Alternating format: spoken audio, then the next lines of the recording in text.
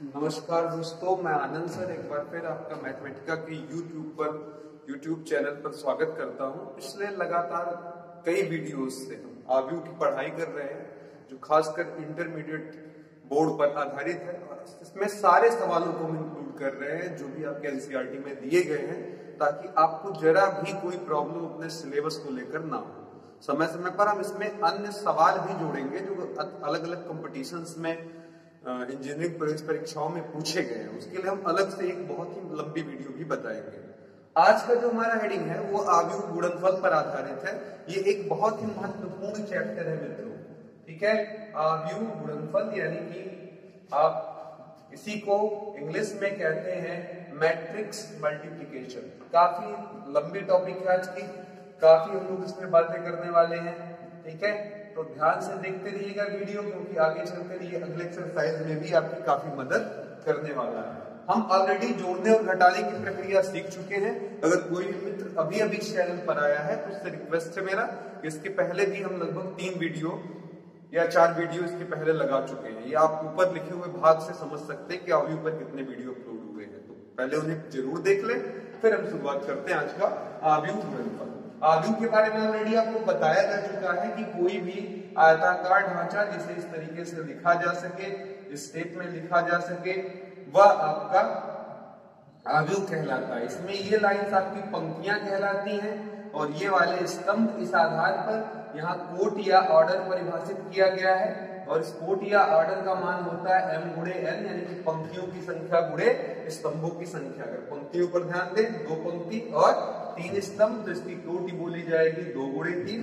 नीचे वाले एग्जाम्पल में देखिएगा, अगर मैं पूछूं कितनी पंक्ति है तो जवाब होगा 2 पंक्ति और 2 ही स्तंभ है, तो ये हो जाएगा 2 गुणे 2। इसकी कोटि हो जाएगी 2 गुणे 2। कोटि पर जरूरी है इसलिए बातचीत करना मित्रों, क्योंकि पीछे भी मैं आपको बता चुका हूं कि जोड़ते समय कोटियां दोनों ही आव्यूहों की यानी कि मैट्रिक्सों की सेम होनी चाहिए। अगर वो सेम नहीं है तो उनको जोड़ पाना संभव नहीं था।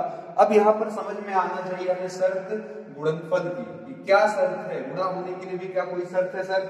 योग में जैसे उनकी कोटि बराबर होनी चाहिए थी, वैसे क्या गुणनफल में भी कोई शर्त है? तो जवाब हाँ में है। अगर आपके पास पहला आव्यूह है m गुणे n का और दूसरा एक और भी आव्यूह है जिसकी कोटि हम लिख लें n गुणे p का, और अगर मैं पूछूं क्या गुणा संभव है, तो जवाब हाँ में है।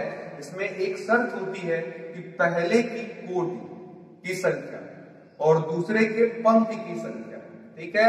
इंग्लिश में पहले का कॉलम और दूसरे का रो अगर बराबर है तो उस स्थिति में गुणा संभव होगा, और जो गुणा आएगा वो मान अगर सी आएगा तो उसकी नई कोटि होगी। इसे काट दीजिए, आपको पता चल जाएगा m गुणे p।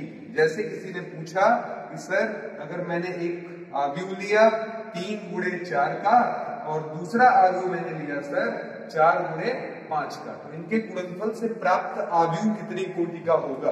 तो जवाब होगा कि सर ये 4 और 4 हमारे कट जाएंगे और नया जो हमें आव्यूह प्राप्त होगा वो 3 गुणे 5 का प्राप्त होगा। लेकिन यहीं पर इंपॉर्टेंट बात देखिएगा मित्रों, मैंने आपको पिछले क्लास में एक नियम बताया था, क्रम विनिमय यानी कि कम्यूटेटिव लॉ।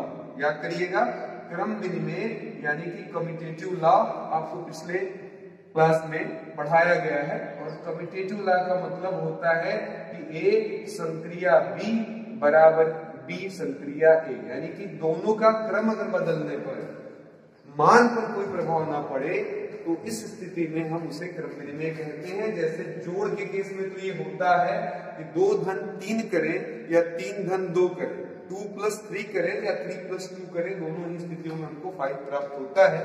और नॉर्मल गुणनफल भी अगर देखें तो ये सही है, 2 into 3 6, 3 into 2 6। पर गुणनफल में अगर मैं आव्यूह गुणनफल की बात करूं तो वहां क्रम विनिमय नियम गुणे पर काम नहीं करता। याद करिएगा, आव्यूह के योग में ये नियम सही है, पर अगर कोई आपसे ये कहने वाला कि सर इन दोनों का गुणा क्या बराबर आएगा, तो आप बेफिक्र होकर कह दीजिए कि नहीं सर। अगर बाई चांस से बराबर आ जाए तो वहां पर आप फिल्मों की शुरू होने के पहले जो निर्देश दिया रहता है, कह सकते हैं कि इस फिल्म की पात्र और घटनाएं काल्पनिक है, इनका वास्तविकता से कोई लेना देना नहीं है।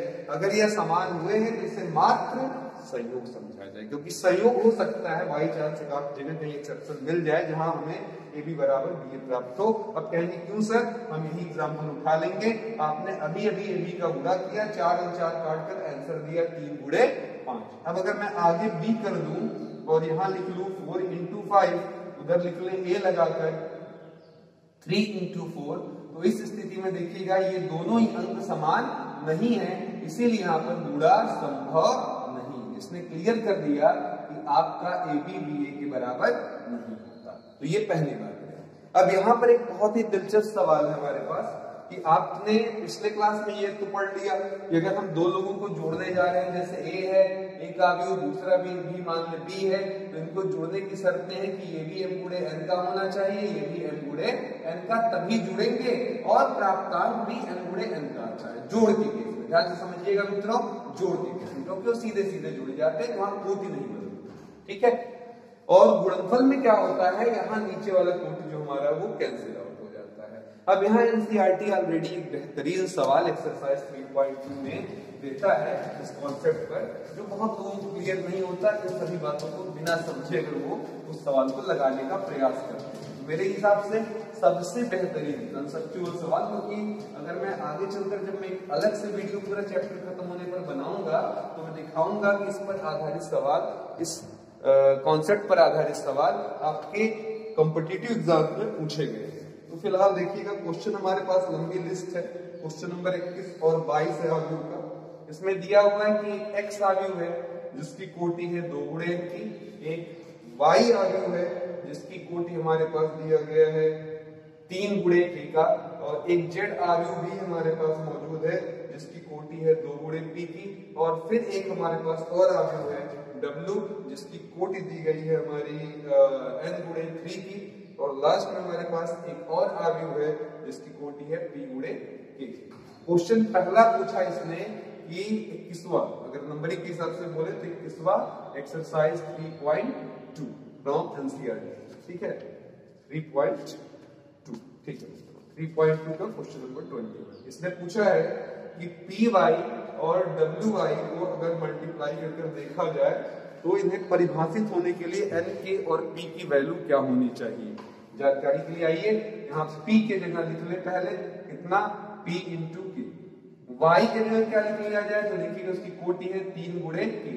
फिर आगे बढ़ते हैं, w है हमारे पास, w के जगह लिख ले कोटि उसकी नीचे n गुणे 3, और उसके बगल में y है जो कि कितने का है 3 गुणे k का, ठीक है।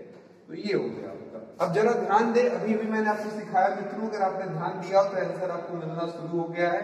मैंने बोला अगर गुणा हुआ है, ये कंफर्म है, तो इन दोनों की, इस पहले की का स्तंभ की संख्या, दूसरे के पंक्ति की संख्या आपस में क्या होनी चाहिए, बराबर। तो यहाँ से देखिए आपको पहला आंसर मिल गया, k बराबर 3। उधर देखिएगा जरा, इसे हम क्या करेंगे, काट देंगे, तो इधर की कोटि हमारी आएगी, मान लेते हैं इन दोनों के गुणे से हमें एक नया आव्यूह मिलता है जिसका नाम हमने कुछ भी x y z एनीथिंग हमने a रख दिया, और उसकी कोटि कितनी लिखी जाएगी, तो जवाब होगा सर n इंटू k। अब यहाँ वापस आएंगे, यहाँ पर हमारा ये भी कट जाएगा क्योंकि इन दोनों को बराबर तो होना पड़ेगा अगर गुणा हुआ है, ठीक है। तो चलिए पी वाई मिला और यहाँ पर हमको मिल गया ये p इंटू k। तो अब आप आराम से देख सकते हैं कि अब ये जुड़ने वाले हैं, और मैंने भी थोड़ी देर पहले बताया कि जुड़ते समय ये कोटि आपस में क्या होनी चाहिए, इन दोनों को बराबर होना चाहिए, यानी कि p की वैल्यू कितने के बराबर होनी चाहिए, n के, और k की वैल्यू k है ही है। और अगर आपने ध्यान दिया हो तो n बराबर p आ जाएगा कंडीशन हमारा, और k बराबर कितना निकल कर आ जाएगा 3, ये हमारे आंसर हो जाएंगे। तो देखिए कितना ही दिलचस्प सवाल है। मैं एक और सवाल आपसे यहीं पर बनाकर पूछ सकता हूँ, बहुत ही बेहतरीन, कई सारे कॉम्पिटिटिव एग्जाम खासकर एनडीए वगैरह में इस टाइप के सवाल पूछ लिए जाते हैं। जरा ध्यान से देखिएगा, अगर मैंने यहाँ एक आव्यूह ले लिया a 2 into 3 का, बगल में ब्रैकेट लगा दिया, और फिर b ले लिया हमने 3 into 4 का, और यहाँ पर c लगा दिया हमने 4 into 5 का। क्वेश्चन ये पूछा कि इसके परिणाम से प्राप्त आव्यूह की कोटि क्या होगी। तो यहाँ देखिएगा ये जो ब्रैकेट लगा हुआ है ये कहता है कि भैया आपको पहले b और c का मल्टीप्लाई करना है। ध्यान दीजिएगा, पहले किसका मल्टीप्लाई करना है, b और c का। जब b और c का मल्टीप्लाई कर लेंगे तो तो उसके प्राप्तांक से जो भी प्राप्त होगा अवयव या मैट्रिक्स उसका मल्टीप्लाई फिर आप ऐसे करेंगे। यही इस ब्रैकेट कहने का मकसद है।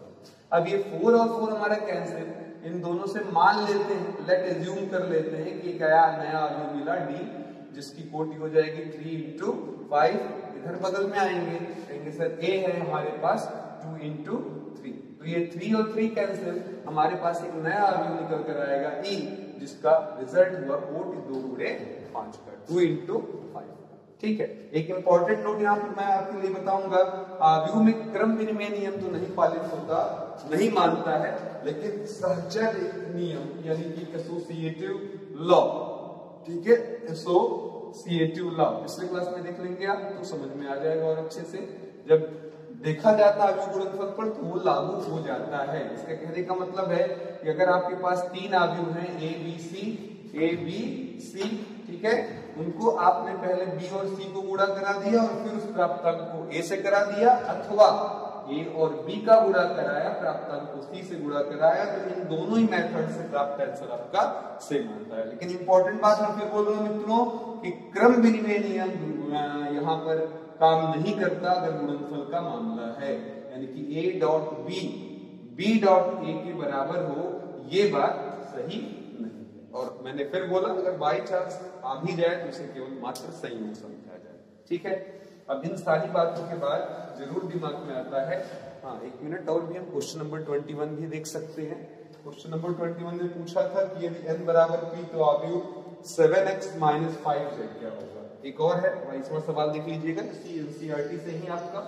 n और p को इसने कहा है बराबर है, ध्यान से देखिएगा, इसने बोला है 22वें क्वेश्चन में कि n और p बराबर है, तो ये बताइए 7x - 5z की कोटि क्या होगी। मेरे लिए सबसे मेन बात ये है कि सर इन दोनों की कोटि जरूर बराबर होनी चाहिए, नहीं तो ना तो जोड़ना होगा ना तो घटाना होगा। जोड़ने और घटाने की शर्त ये कहती है कि दोनों का मान बराबर होना चाहिए। वापस जाइए, आप जरा देख लीजिएगा, x का मान हमें दिया हुआ है, कोटि दिया हुआ है 2 गुणे n, और फिर हमें z का जो कोटि दिया हुआ है वो दिया हुआ है 2 into p, तो ये दोनों समान होने चाहिए।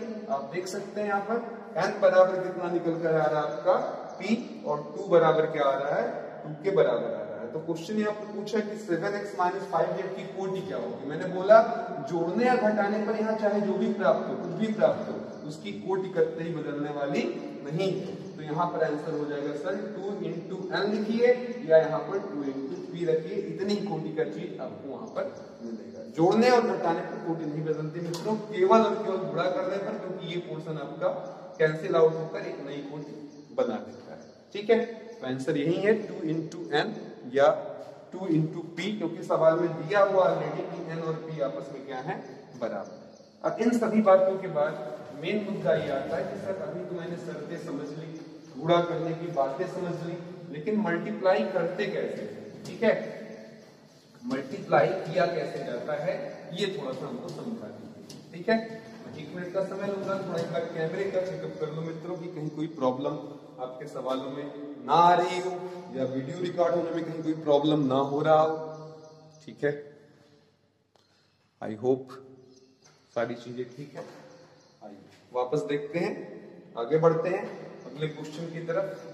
ठीक है, कैसे मल्टीप्लाई करते हैं, तो मल्टीप्लाई करने के लिए समझ लीजिएगा, अगर मैं ऐसे सीधी लाइन बना रहा हूं तो आप समझ गए होंगे, पंक्ति है, ठीक है, आपके अवयव की, और ये खड़ी लाइनें जो है ये हमारी स्तंभ दर्शाती है। ठीक है, हम कोई भी एक पंक्ति पकड़ लेते हैं और उसका बारी बारी से सभी स्तंभों में गुणा कराते हैं। इस तरीके से देखिए, ये जब ये गुणा खत्म हो जाएगा तो फिर हम क्या करेंगे, दूसरी पंक्ति पकड़ेंगे, उसका फिर गुणा कराएंगे C1 से, C2 से और C3 से। फिर तीसरा कॉलम पकड़ेंगे और फिर उसका गुणा कराएंगे C1 से, C2 से और C3 से।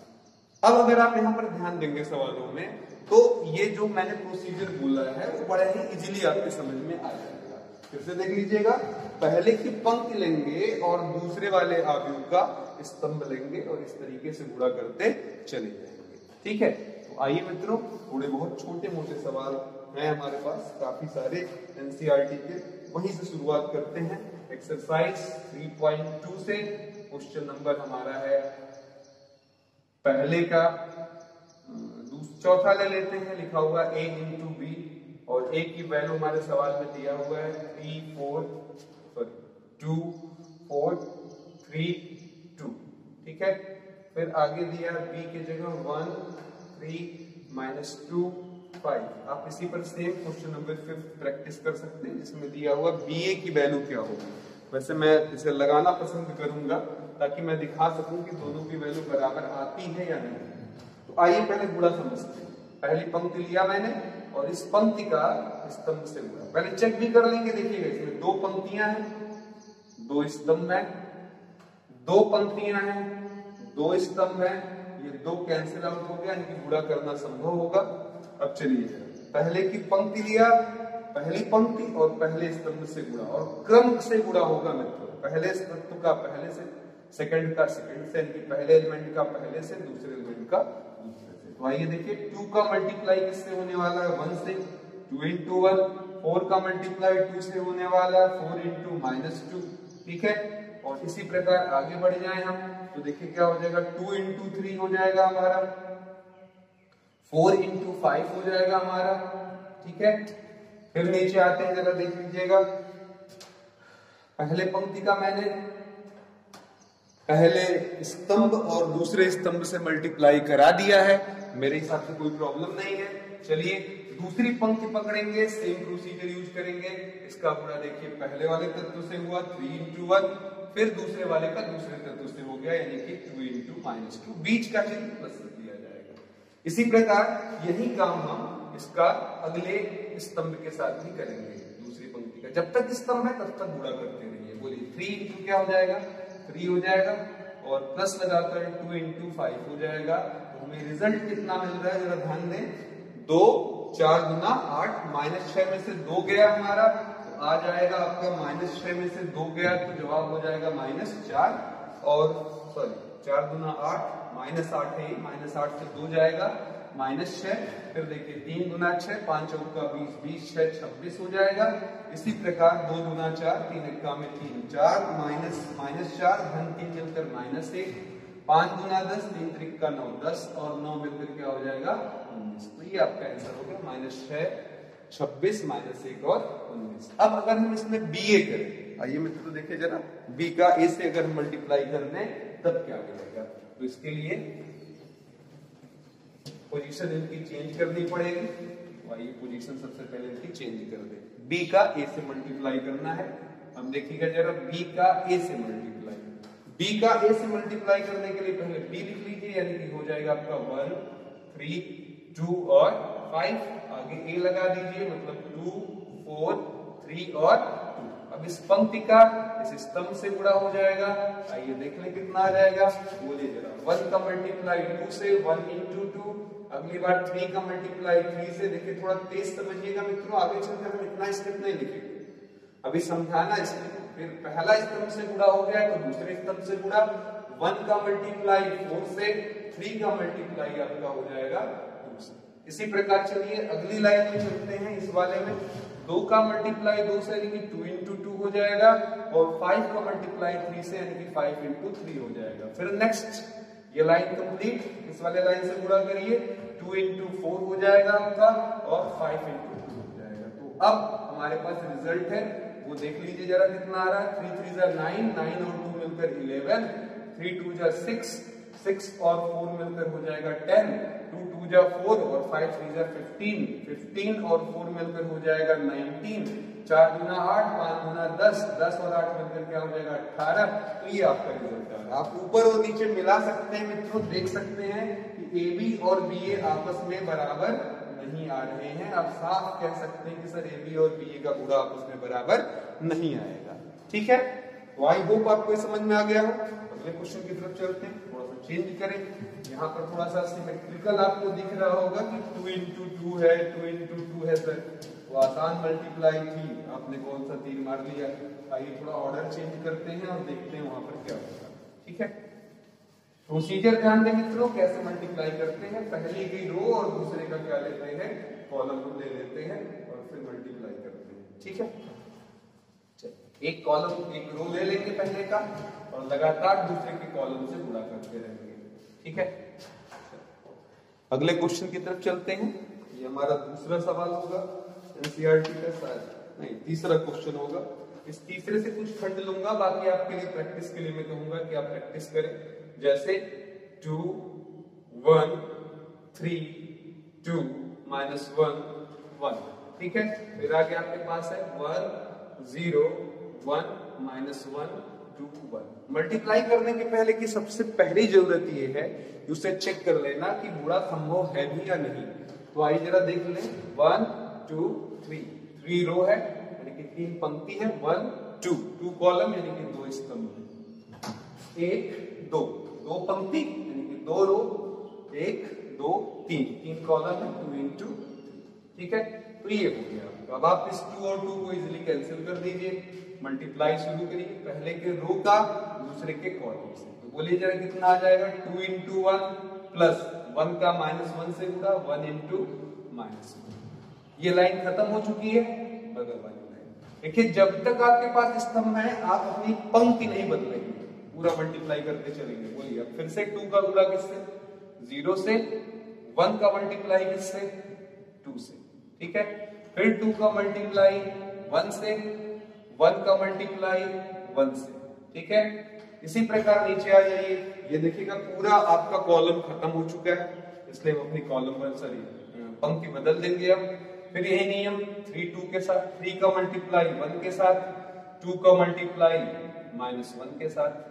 फिर 3 का मल्टीप्लाई अगले कॉलम के साथ देखिएगा 3 into 0। फिर 2 का मल्टीप्लाई 2 के साथ 2 into 2। 3 का मल्टीप्लाई 1 के साथ 3 into 1। 2 का मल्टीप्लाई 1 के साथ 2 into 1। अगली लाइन देख लीजिए -1 का मल्टीप्लाई 1 के साथ -1 into 1। फिर 1 का मल्टीप्लाई -1 के साथ 1 into -1। फिर -1 का मल्टीप्लाई 0 के साथ -1 into 0। 1 का मल्टीप्लाई 2 के साथ 1 into 2। लास्ट कॉलम -1 का मल्टीप्लाई 1 के साथ। फिर 1 का मल्टीप्लाई फिर 1 के साथ। देख सकते हैं आप, -1 का 1 से 1 का 1 से। तो ये है। तो अब इसके बाद रिजल्ट ले लीजिए। तो ये हो जाएगा 2 और -1 मिलकर 1। 0 आएगा 2 आएगा 2 हो जाएगा। 2 और 1 मिलकर 3 हो जाएगा। 3 से 2 हटकर 1 हो जाएगा। 0 और 4 मिलकर 4 हो जाएगा। 3 और 2 मिलकर 5 हो जाएगा। -1 मिलकर -2 हो जाएगा। 0 और 2 मिलकर 2 हो जाएगा। -1 और 1 मिलकर क्या हो जाएगा, 0 हो जाएगा। ठीक है, हमारे रिजल्ट आ जाएगा। आई होप आपको ये मल्टीप्लाई इजीली समझ में आ गया। ठीक है, आगे चलते हैं अगले सवाल की तरफ। ठीक है, मल्टीप्लाई के प्रोसीजर को दिमाग में बैठाइए ताकि आपको ये एक्सरसाइज बिल्कुल आसान लगे।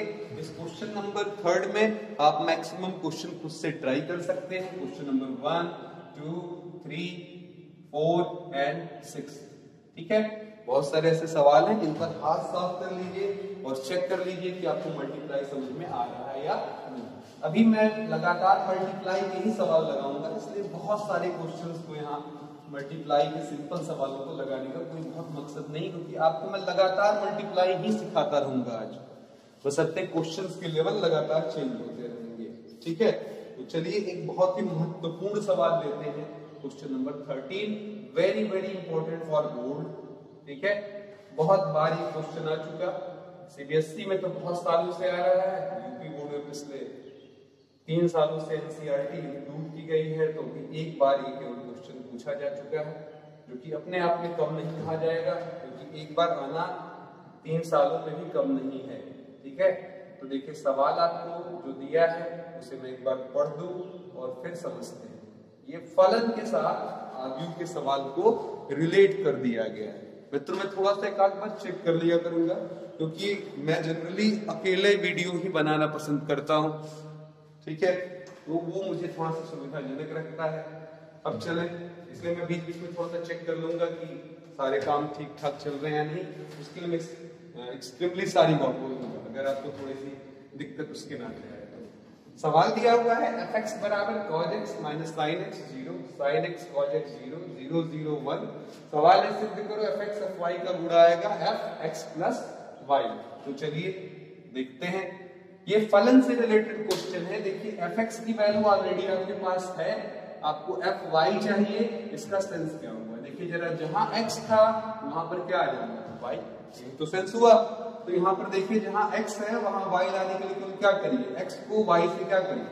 रिप्लेस कर दीजिए, तो आपको मिल जाएगा एफ वाई बराबर जहां जहां x है वहां y लगाते जाइए, cos y minus sin y 0, sin y cos y 0 और 0 0 और 1, ये हो जाएगा। ठीक है, फिर आगे देखिएगा अगला राइट हैंड की भी अगर हम बात करने लगे हाथ RHS की भी, तो आप देख सकते हैं वहां पर क्या फर्क पड़ गया? f की जगह f ही है, x का प्लेस लेने कौन आ गया? x plus y. तो इस बार आप x को रिप्लेस कर देंगे किससे? x plus y. तो देखिए क्या आ जाएगा राइट हैंड आपका? f x प्लस वाई बराबर, पूरा ब्रैकेट लगाइए, जहां जहां x है वहां पर x प्लस वाई रख देना है, तो cos x plus y minus sine x plus y और फिर 0, फिर नीचे आते हैं साइन x प्लस वाई, फिर उसके बाद देखिएगा cos x प्लस वाई, फिर आ गया आपका 0, फिर नीचे 0 0 और, तो ये आपका राइट हैंड साइड का जो प्रोपोर्शन है मित्रों कंप्लीट है। केवल आपको अब निकालना क्या रह गया है? Left hand side. और लेफ्ट हैंड साइड में क्या होना है? तो आप देख सकते हैं LHS में क्या होना है, तो जवाब है सर fx का fy से मल्टीप्लाई करवा देना है। ठीक है, तो fx की वैल्यू कितनी है? cos x minus sine x 0, sine x cos x 0 और 0 0 1। ठीक है, इसके बाद यहां वापस आ जाइए, fy की जगह क्या लिख लिया जाए? cos y minus sine y 0, फिर क्या ले लिया जाए? साइन y cos y और 0, फिर 0 0 और 1, ये हो गया। अब इन्हें मल्टीप्लाई करना है, रूल याद ही होगा आपको, और अब अच्छे से समझिए, डायरेक्ट मैं मल्टीप्लाई ही लिखूंगा। cos x का गुणा cos y से, रिजल्ट आ गया cos x cos y, minus sine x का साइन y से गुणा minus sine x sine y, 0 का 0 से गुणा, रिजल्ट 0।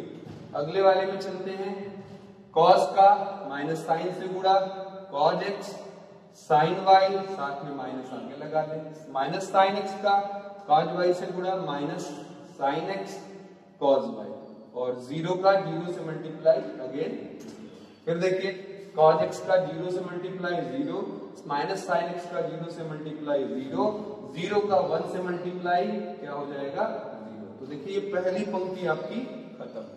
दूसरी पंक्ति उठा लें, दूसरी पंक्ति में गुणा करा दें दूसरी पंक्ति से, तो साइन का cos y से गुणा sine x cos y, cos x का साइन y से गुणा cos x साइन y, और 0 का 0 से मल्टीप्लाई क्या आ जाएगा? 0। ये लाइन खत्म है, अगले लाइन से गुणा करिए स्तंभ से, साइन का साइन y से, सॉरी साइन x का साइन y से गुणा minus sine x sine y, cos x का cos y से गुणा cos x cos y, और 0 का 0 से गुणा, रिजल्ट 0। फिर देखिए आगे, साइन का 0 से गुणा 0, cos x का 0 से गुणा 0, 0 का 1 से मल्टीप्लाई में क्या आ जाएगा? 0। फिर तीसरी लाइन ले लेंगे मित्रों, अब बोलिए जरा, 0 का cos y से गुणा 0, 0 का sin y से गुणा 0, 1 का 0 से मल्टीप्लाई क्या आ जाएगा? 0। फिर इसी प्रकार अगली लाइन से गुणा जब करेंगे इस वाली पंक्ति का, तो 0 का sin से गुणा 0, 0 का cos y से गुणा 0, 1 का 0 से गुणा 0, और लास्ट में फिर देखिए 0 का 0 से मल्टीप्लाई 0, 0 का 0 से मल्टीप्लाई 0, 1 का 1 से मल्टीप्लाई क्या आ जाएगा? 1। तो अब आप आराम से देख सकते हैं कि यहाँ से अगर हम माइनस कॉमन ले लें तो ये पूरा हिस्सा प्लस हो जाएगा और हमारे सामने फॉर्मूला आ जाएगा। मुझे उम्मीद है कि हर बच्चे को फॉर्मूला याद होगा, मैं उसे याद करा दूं। पहला फॉर्मूला हमारा है cos a प्लस b। ठीक है, क्या होता है याद कर लीजिएगा, cos a cos b minus sin a sin b। इसी प्रकार sin a प्लस b का फॉर्मूला होता है sin a cos b plus cos a sin b। तो अब मिला सकते हैं आप, यहां देखिएगा जरा, cos a cos b minus sin a sin b, formula किसका बन जाएगा? cos a प्लस b का। जरा वापस ध्यान से देखिएगा मित्रों, क्या फॉर्मूला बन जाएगा? ये cos a प्लस b का। जरा ध्यान दें यहाँ पर, क्या बन जाएगा हमारा फॉर्मूला ये वाला हिस्सा हमारा बन जाएगा cos a प्लस बी, यानी कि cos x plus y. a की जगह x और सॉरी a की जगह x और b की जगह y। आगे sin a cos b cos a sin b, sin a cos b cos a sin b, क्या बन जाएगा sin x plus y. a की जगह x और b की जगह y। अगला वाला पूर्ण रूप से 0। फिर नीचे आते हैं, फिर देखिए sin a cos b cos a sin b, फिर ये बन जाएगा आपका sin x प्लस y। अगले हिस्से में cos a cos b minus sin a sin b, क्या हो जाएगा cos a प्लस b। ठीक है, आगे फिर हमारे पास 0 है। फिर नीचे की दोनों लाइंस में पहले दोनों सदस्य 0 है, लास्ट में 1 है। अब इसे आप इस रिजल्ट से मिलाइए और जरा मैच कराइए, आपको हूबहू सेम शक्ल दिखाई देगी। cos x plus y minus sin x plus y 0 0, sin x plus y cos x plus y और 0, फिर आगे 0 0 और 1। तो इस तरीके से बड़े ही आराम से आप देखिए गुणनफल प्राप्त कर सकते हैं और लेफ्ट को राइट के बराबर बना सकते हैं। ये बहुत बहुत इंपॉर्टेंट क्वेश्चन है मित्रों, लॉन्ग क्वेश्चन में हमारे बोर्ड में लगातार ये पुटअप होता रहता है। आज एक सवाल और भी हम लोग लगाएंगे जो बहुत ही बेहतरीन क्वेश्चन है। ठीक है, अगर लग पाएगा आज तो फिर नेक्स्ट क्लास में गुणनफल इतना छोटा हेडिंग नहीं है, इसके साथ हम लोग अब इंक्लूड कर लेंगे विविध खेती, विविध प्रश्नावली भी इसी में इंक्लूड कर लेंगे। उसके बहुत सारे क्वेश्चन अब हम आराम से लगा सकेंगे। ठीक है, एक और क्वेश्चन लगा लिया जाए, देखा जाए क्या है। क्वेश्चन नंबर 15 लगाते हैं। मैं थोड़ा सा पूछना चाहूंगा, रिकॉल करना